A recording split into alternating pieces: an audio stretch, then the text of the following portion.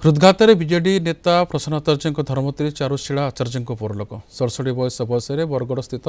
बासभवन में देहांत होती 1980 मसीह चारुशीला प्रसन्न आचार्य को बह करते मृत्यु खबर जाना पर बरगड़ सहर स्थित बासभवन को आसी वरिष्ठ व्यक्ति चारुशीला शेष दर्शन कर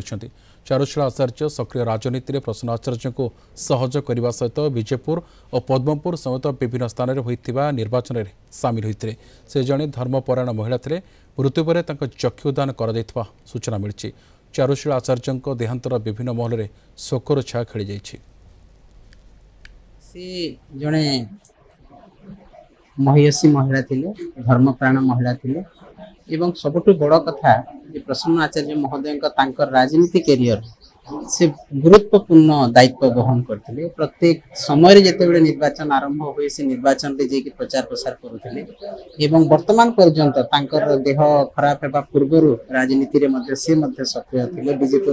बाय इलेक्शन कथा कह जो अन्य इलेक्शन रे मध्य से घर को घर जाई प्रचार करुले एवं समस्त प्रिय पात्र थे दुखर समय प्रसन्न आचार्य को समवेदना ज्ञापन कर से धैर्य रखूं धैर्य एवं सहनशीलता गुण रखिक परिवार को से भाया आखि लेकर जाओ मधिया बहुत से सहपाठी ने एका संगे ज्योति विहार पाठ पढ़ुले से दृष्टि संगे बहुत विविधता थिला निश्चित भाव तिरोधान गोटे परिवार प्रति आम पड़ार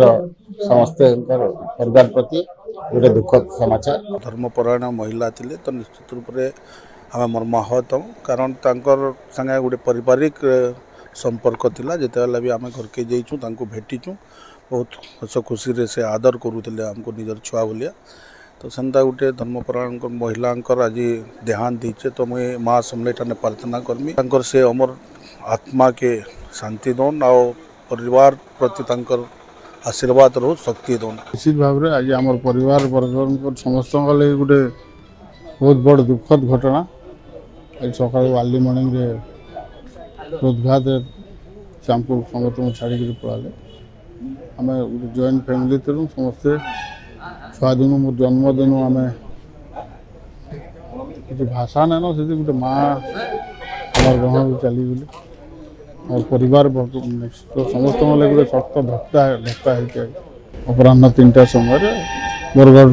स्वर्गद्वार आम शेष संपन्न कर।